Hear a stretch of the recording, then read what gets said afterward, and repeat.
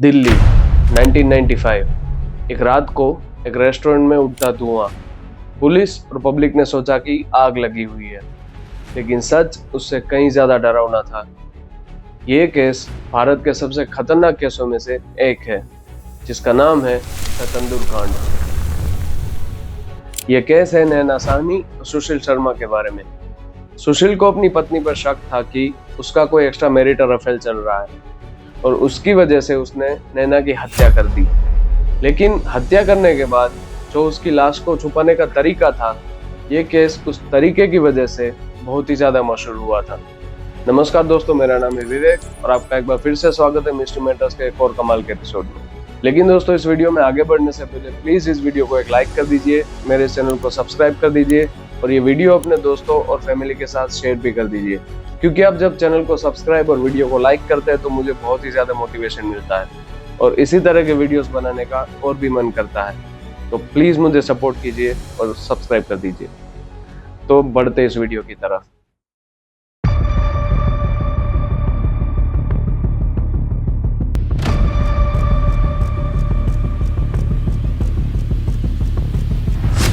नैना साहनी एक मॉडर्न, पढ़ी लिखी और स्मार्ट लड़की थी। वो अपने ओपिनियंस दूसरों के सामने स्ट्रांगली रखना जानती थी। उसकी पर्सनालिटी काफी स्ट्रांग थी और इसी पर्सनालिटी की वजह से वो अपने कॉलेज में स्टूडेंट पॉलिटिक्स का हिस्सा भी बन चुकी थी। नैना ने दिल्ली यूनिवर्सिटी से अपनी ग्रेजुएशन की डिग्री हासिल की और उसके बाद उसने कॉमर्शियल पायलट की भी ट्रेनिंग हासिल की। और अब इसी पायलट ट्रेनिंग की वजह से नैना पॉलिटिक्स से थोड़े साल तक दूर रही, लेकिन बस कुछ ही सालों बाद नैना पॉलिटिक्स में वापस आ चुकी थी।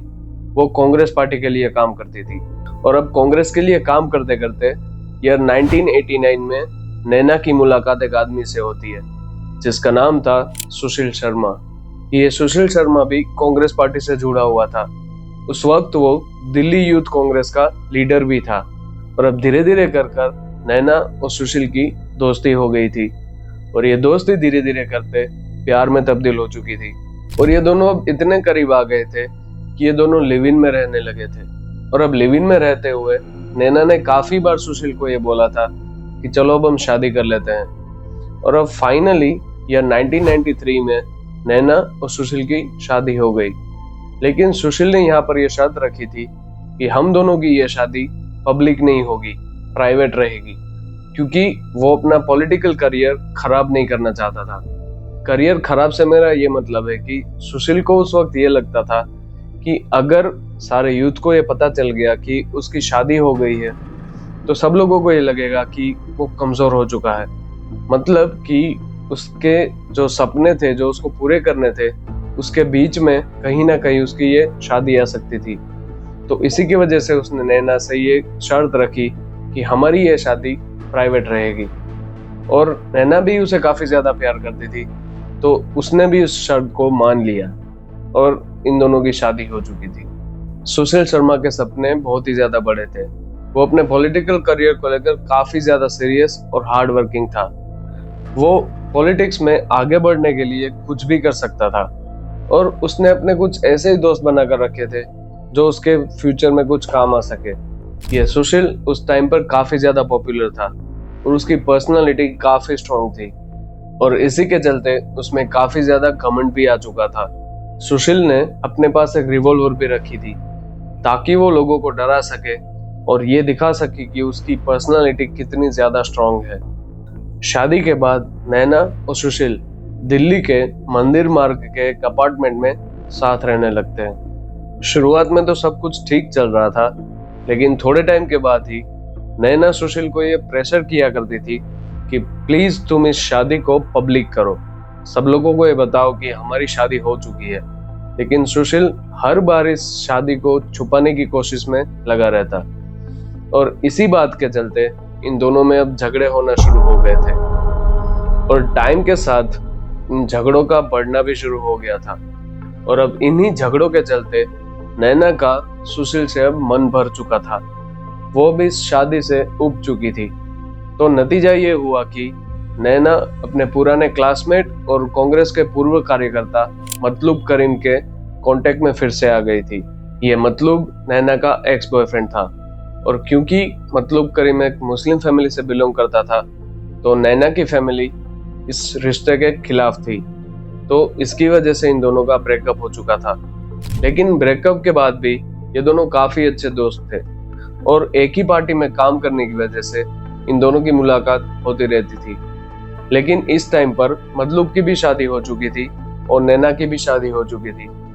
और नैना जब इस मतलूब करीम के कांटेक्ट में आई तो वो बस एक ही चीज चाहती थी कि वो अपनी शादी से आजाद हो जाए और वो विदेश जाकर अपनी पायलट की ट्रेनिंग कंटिन्यू करे।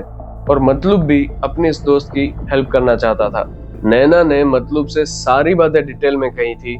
उसने कहा था कि सुशील का शादी के बाद भी कई सारी लड़कियों के साथ मिलना जुलना होता रहता है, वो नैना को चीट भी कर रहा था। लेकिन नैना का नेचर काफी ज्यादा स्ट्रेट फॉरवर्ड और स्ट्रॉन्ग पर्सनालिटी वाला था, तो इसी के चलते उसने सुशील से काफी बार ये बातें क्लियर करने की कोशिश भी की थी। लेकिन सुशील हर बार एंग्री हो जाता और नैना पर हाथ उठा लेता। नैना ने जब ये सारी बातें मतलूब को बताई तो अब सुशील को भी ये सब कुछ पता चल गया था। उसे पता चला था कि नैना और मतलूब घंटों तक बातें किया करते थे और ये बात सुशील को खास पसंद नहीं आई। तो इसी की वजह से वो नैना पर फिर से और भी ज्यादा गुस्सा करने लगा और भी ज्यादा मारने लगा। सुशील को ये शक था कि नैना का मतलूब से अफेयर शुरू हो गया था, जबकि नैना तो बस मतलूब से हेल्प चाहती थी कि वो अपनी शादीशुदा जिंदगी से आजाद होकर विदेश चली जाए और वहां पर वो अपने सारे सपने पूरे कर सके। लेकिन सुशील तो कुछ और ही समझ बैठा था, तो इसकी वजह से इन दोनों के बीच में काफी ज्यादा लड़ाइयां पड़ने लगी थी। और अब इन्हीं लड़ाइयों के बीच दिन आता है 2 जुलाई 1995 का। और इस रात को जब सुशील अपने घर पर वापस आता है तो देखता है कि नैना के हाथ में विस्की का एक ग्लास था और वो फोन पर किसी से बात कर रही थी। सुशील जैसे ही नैना के पास आता है तो नैना अपना वो विस्की का ग्लास सुशील की तरफ बढ़ाती है, लेकिन सुशील ने मना कर दिया और साथ में ये पूछने लगता है कि तुम फोन पर किससे बात कर रही हो। तो इस सवाल पर नैना ये जवाब देती है कि मैं अपने परिवार में किसी से बात कर रही हूँ। और इतना बोलते ही वो बस फोन रखकर चली जाती है। और अब नैना के अंदर जाते ही सुशील फोन के पास आता है और उसको पहले से ही शक था कि नैना और मतलूब करीम का अफेयर चल रहा है और हो ना हो इस वक्त भी नैना मतलूब से ही बात कर रही होगी। और वो चेक करना चाहता था कि नैना किससे बात कर रही थी, तो उसने तुरंत ही फोन में रिडायल बटन प्रेस कर दिया। और जैसे ही सामने वाले ने फोन उठाया तो उसकी आवाज को सुनकर ही सुशील पहचान गया कि वो और कोई नहीं बल्कि मतलूब करीम ही था। नैना मतलूब से ही बात कर रही थी। तो अब सुशील ने बिना कुछ बोले फोन को रख दिया और तुरंत ही नैना के पास चला गया। और अब इन दोनों के बीच में उसी वक्त काफी ज्यादा लड़ाई हुई। इन दोनों के बीच में अब थोड़ी देर लड़ाई चलने के बाद दोनों शांत हो गए थे। सुशील अपनी बालकनी में जाकर खड़ा था और नैना अपने कमरे में मौजूद थी। लेकिन थोड़ी ही देर में सुशील को नैना के कमरे से गोली चलने की आवाज आती है। भागते हुए सुशील शर्मा अपने कमरे में गया और देखा तो नैना के हाथ में वो सुशील की गन मौजूद थी। नैना ने गोली चलाई जरूर थी लेकिन उसको लगी नहीं थी, वो सही सलामत खड़ी थी। नैना ने सुशील को बताया कि वो सुसाइड करने जा रही है, वो अपनी जिंदगी को खत्म करना चाहती है। नैना के ये सब कहते ही सुशील नैना को समझाने की कोशिश करता है और इसी बीच वो अपनी गन वापस ले लेता है। और अब यहाँ पर यह लड़ाई खत्म होने की बजाय और भी ज्यादा बढ़ जाती है। और अब बस थोड़ी ही देर में सुशील अपनी गन नैना की तरफ तान देता है और नैना कुछ भी समझ या सोच पाती उतने में ही सुशील पहली गोली चला देता है। और जो ये पहली गोली चली थी वो नैना की पीछे की दीवार पर जाकर लगी और उतने में ही सुशील ने दूसरी गोली भी चला दी। तो दूसरी गोली जो चली वो नैना की गर्दन में लगी और इतने में ही तीसरी गोली भी चला दी। तीसरी गोली नैना के सर में जाकर लगी और अब 2 गोली नैना को लगने के बाद नैना नीचे गिर चुकी और अब ये पूरा कमरा खून से लथपथ हो चुका था। सुशील भी शौक में जा चुका था और अब थोड़ी देर के बाद जैसे ही सुशील होश में आता है तो उसे रियलाइज होता है कि आखिर ये उसने क्या कर दिया। उसने अपनी बीवी की हत्या कर दी थी। तो इसकी वजह से उसको काफी ज्यादा अफसोस होता है और वो रोने लग जाता है। लेकिन साथ ही में उसको ये भी टेंशन होने लगी कि आखिर वो इस डेड बॉडी का क्या करेगा, वो इससे छुटकारा कैसे पाएगा। तो अब सुशील बाहर जाता है ये देखने के लिए कि किसी ने भी गोली की आवाज तो नहीं सुन ली। तो ये सारी चीजें वेरीफाई करने के बाद उसको एक कंफर्म हो जाता है कि किसी ने भी गोली की आवाज नहीं सुनी थी, क्योंकि आसपास उसको कोई भी दिखाई नहीं दे रहा था। और अब वो थोड़ी देर में नीचे जाता है और मार्केट से बड़ी पॉलीथीन बैग खरीद कर लाता है और उसने अपने घर में आकर नैना की बॉडी को उस पॉलीथीन बैग में भर लिया और उस पॉलीथीन बैग को अपनी बेडशीट में लपेट कर अलग रख दिया और वो अपने कमरे में लगे खून को साफ करने में लग जाता है। और उसने देखा कि जब नैना सुसाइड की बात कर रही थी तो उसने एक सुसाइड नोट भी लिखा हुआ था। तो उसने वो सुसाइड नोट हाथ में लिया और फाड़ दिया, जो कि बाद में पुलिस के हाथ में आ गया था। और अब पूरे कमरे की अच्छी तरह सफाई करने के बाद सुशील अपनी कार को घर के नजदीक लाता है और जैसे ही सुशील ने अपनी बीवी की लाश उठाने की कोशिश की तो उससे वो लाश उठी नहीं।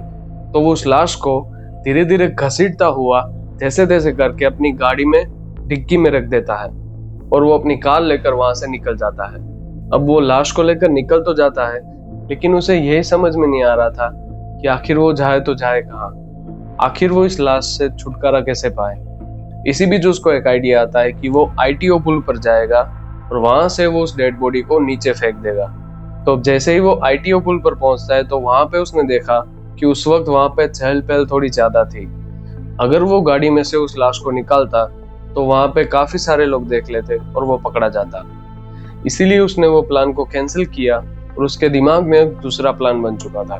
सुशील अब अपनी गाड़ी सीधा बगिया रेस्टोरेंट की तरफ मोड़ देता है। यह बगिया रेस्टोरेंट सुशील ने अपने एक दोस्त केशव कुमार के साथ ओपन किया था। जिस वक्त सुशील इस बगिया रेस्टोरेंट में पहुंचा था तो उसने देखा कि वहां पर काफी ज्यादा भीड़ थी, काफी लोग खाना खा रहे थे। तो तुरंत उसने अपने मैनेजर और अपने दोस्त केशव कुमार को बुलाया और उससे कहा कि तुम जल्द से जल्द इस रेस्टोरेंट को खाली करवाओ, मुझे एक अर्जेंट काम है तुमसे। तो सामने से केशव कुमार ने बताया कि दोस्त क्या बात है, इतने सारे लोग खाना खा रहे हैं, इतना खाना भी अभी बचा हुआ है, क्यों रेस्टोरेंट खाली करवाना है। तो इस बात पर सुशील ने जवाब दिया कि तुम अभी जो मैं कहता हूँ उतना करो, ज्यादा सवाल मत पूछो, मैं एक डेंजरस सिचुएशन में फंस गया हूँ और मुझे तुम्हारी हेल्प चाहिए। और सुशील के इतना कहने पर केशव कुमार अब रेस्टोरेंट को खाली करवाने में लग जाता है। उसने सब कस्टमर को बोल दिया कि खाना अब खत्म हो गया है और सारे रेस्टोरेंट के स्टाफ को भी छुट्टी दे दी जाती है और उन लोगों को बता दिया जाता है कि आज तुम लोग बाहर खाना खा लो और सबको खाने के पैसे भी दे दिए जाते हैं। अब आखिरकार पूरा रेस्टोरेंट खाली होने के बाद सुशील केशव को पूरी बात बताता है और यह कहता है कि मुझसे बहुत ही बड़ी गलती हो गई, मैंने अपनी पत्नी की हत्या कर दी है और अब उसकी डेड बॉडी को खत्म करने के लिए मुझे तुम्हारी मदद चाहिए।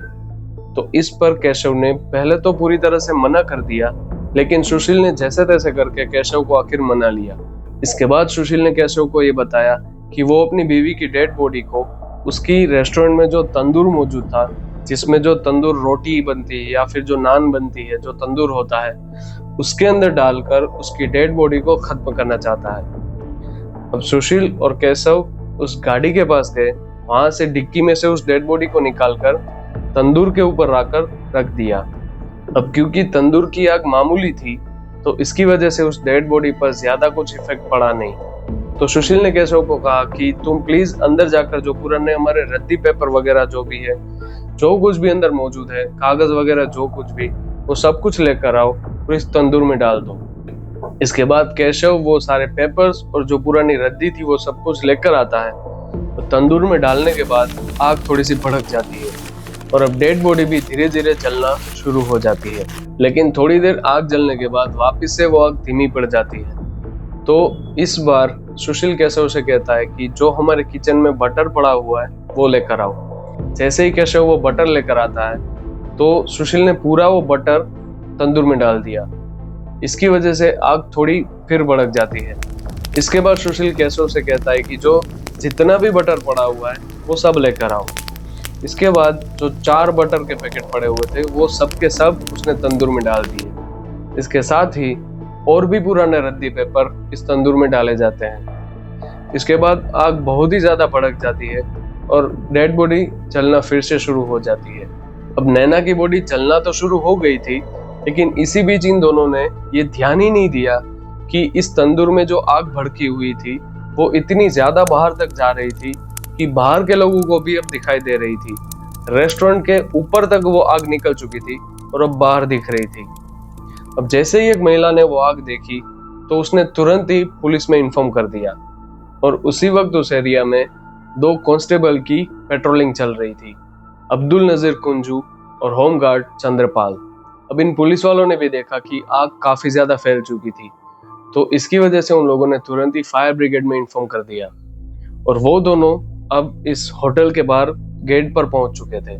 जैसे ही वो दोनों वहां पर पहुंचे तो उन्होंने देखा कि बगिया रेस्टोरेंट का जो मैनेजर था केशव कुमार, वो गेट पर ही खड़ा हुआ था। और जैसे ही इन पुलिस वालों ने पूछा कि इस आग की वजह क्या है, किस वजह से इतनी आग जल रही है, और इस पर केशव ने बताया कि हमारे रेस्टोरेंट में कुछ पुराने पोस्टर्स और बैनर्स पड़े हुए थे जिसको जलाया जा रहा है। लेकिन उसके इस जवाब पर पुलिस वालों को सेटिस्फेक्शन नहीं मिलती, तो अब ये पुलिस वाले उस रेस्टोरेंट में अंदर जाने की कोशिश करते हैं, लेकिन ये केशव कुमार किसी न किसी तरह उन लोगों को वहां पे ही रोक देता है। और अभी दोनों कांस्टेबल उस रेस्टोरेंट के पीछे की तरफ चले जाते हैं और वहां से इनमें से एक कांस्टेबल ने उस रेस्टोरेंट की दीवार को क्रॉस कर अंदर चला गया। जैसे ही वो अंदर जाकर देखता है कि वहां पे जो तंदूर के पास आग जल रही थी, वहां पे 2 लोग खड़े हुए थे। जैसे ही उन दोनों से ये पूछता है कि ये आग किस वजह से जल रही है, तो वहां पे उन दोनों ने ये बताया कि हम लोग यहाँ पे बकरा भून रहे हैं। तो इस जवाब पर भी उस कांस्टेबल को सेटिस्फेक्शन नहीं मिलती। अब वो कांस्टेबल धीरे धीरे कर उस तंदूर के पास जाने की कोशिश करता है और वहां पे जाने के बाद उसने सारी चीजों को ध्यान से देखा। जैसे ही वो सब कुछ देख रहा था तो उन्होंने देखा कि वहां पे एक बॉडी का हाथ दिख रहा था। अब वो समझ जाता है कि यहाँ पे ये लोग किसी इंसान को जलाने की कोशिश कर रहे हैं। इस बात को ध्यान से देखने के बाद भी इस बात को अनदेखा कर वहां से बाहर निकल जाता है और तुरंत ही अपनी पूरी पुलिस की टीम को इन्फॉर्म कर देता है और उस जगह पर आने के लिए बुला लेता है। और अब थोड़ी देर में पुलिस की पूरी टीम वहां पर आ जाती है और अंदर चली जाती है। जैसे ही वो लोग अंदर गए तो उन लोगों ने देखा कि जो तंदूर के पास 2 लोग खड़े हुए थे, उसमें से एक था केशव कुमार और एक था सुशील शर्मा।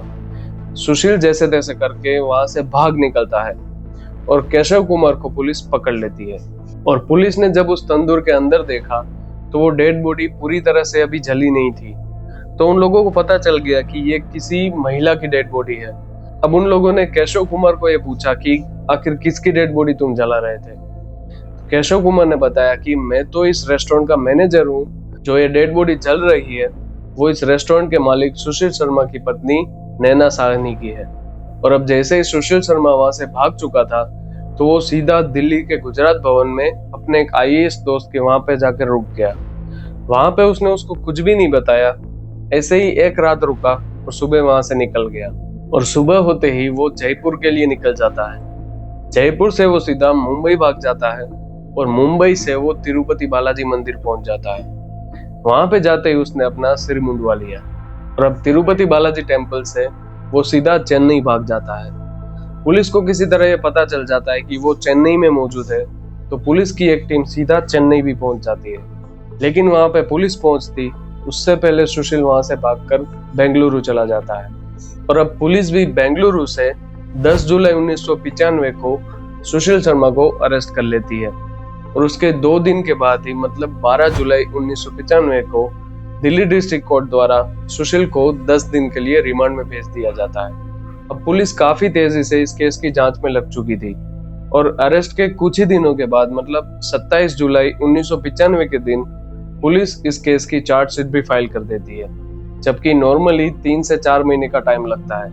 इस केस में पूरे 1 महीने का भी टाइम नहीं लगाया गया था। 31 अगस्त 1995 के दिन ही सेशन कोर्ट में इस केस की सुनवाई भी शुरू हो जाती है। सुशील शर्मा के ऊपर नैना साहनी की मर्डर के लिए धारा 302, क्रिमिनल कॉन्स्पिरेसी की धारा 120B और सबूत मिटाने की धारा 201 के तहत मामला चलाया जाता है। इस मामले में सुशील शर्मा के अलावा उसके मैनेजर केशव कुमार और अन्य 3 लोगों को आरोपी बनाया जाता है और अब इस केस की सुनवाई चलती रहती है। और साल 2001 में एक ऐसा वक्त भी आया जब किसी वकील ने इस सुशील शर्मा का केस लेने से ही मना कर दिया, तो कई टाइम तक तो सुशील शर्मा बिना वकील के रहा। अब दिन आया 3 नवंबर 2003 का और फाइनली इस दिन सुशील शर्मा को नैना साहनी के मर्डर का दोषी करार दे दिया जाता है और साथ ही उसका दोस्त केशव कुमार को भी दोषी करार दिया जाता है और बाकी के जो 3 लोग थे उसको छोड़ दिया जाता है। 7 नवंबर 2003 को डिस्ट्रिक्ट कोर्ट के द्वारा सुशील शर्मा को मौत की सजा सुनाई जाती है और साथ ही केशव कुमार को भी 7 साल की सजा सुनाई जाती है। अब इस फैसले के आने के बाद सुशील शर्मा दिसंबर 2003 को दिल्ली हाई कोर्ट में अपील करता है। अगस्त 2006 से दिल्ली हाई कोर्ट में सुनवाई शुरू हो जाती है और 19 फरवरी 2007 के दिन दिल्ली हाई कोर्ट ने भी सुशील को जो फांसी की सजा हुई थी उसी को बरकरार रखा। अब हाई कोर्ट से कोई राहत ना मिलने की वजह से सुशील शर्मा 2007 में ही सुप्रीम कोर्ट में अपील करता है। तो अब सुप्रीम कोर्ट ने साल 2007 में ही इस सुशील की जो फांसी की सजा थी उसको बदल कर आजीवन कारावास की सजा कर दी और कोर्ट के इस फैसले के बाद सुशील शर्मा अब तिहाड़ जेल में अपनी जिंदगी बिताता है और उसका जो साथी था केशव कुमार वो 7 साल की सजा काटकर बाहर आ जाता है।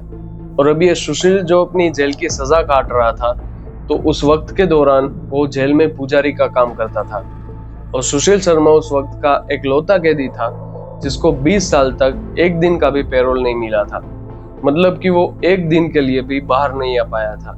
और जब उसको इस जेल में सजा काटते काटते 21 साल का वक्त बीत गया तो फाइनली उसको थोड़े दिन के लिए पैरोल मिल जाती है। जब सुशील ने जेल में 23 साल की सजा काट ली तो फाइनली 2018 में सुप्रीम कोर्ट द्वारा उसे अपने अच्छे व्यवहार की वजह से छोड़ दिया जाता है। तो दोस्तों मैं इस केस के बारे में थोड़े से आपको इंटरेस्टिंग फैक्ट्स बताना चाहता हूँ कि हमारे भारत देश का ये पहला ऐसा केस था जिसमें मर्डर के बाद आइडेंटिफिकेशन के लिए डीएनए टेस्टिंग का यूज किया गया था। पुलिस ने भी पहली बार इतनी जल्दी चार्जशीट भी फाइल कर दी थी और इस केस में स्टार्टिंग में ये बताया गया था कि नैना की जो डेड बॉडी थी उसको तंदूर में फिट करने के लिए उसको टुकड़ों में काट दिया गया था, लेकिन सच में ऐसा नहीं हुआ था। उस डेड बॉडी के टुकड़े नहीं किए गए थे। तो दोस्तों यहाँ पर यह केस समाप्त होता है।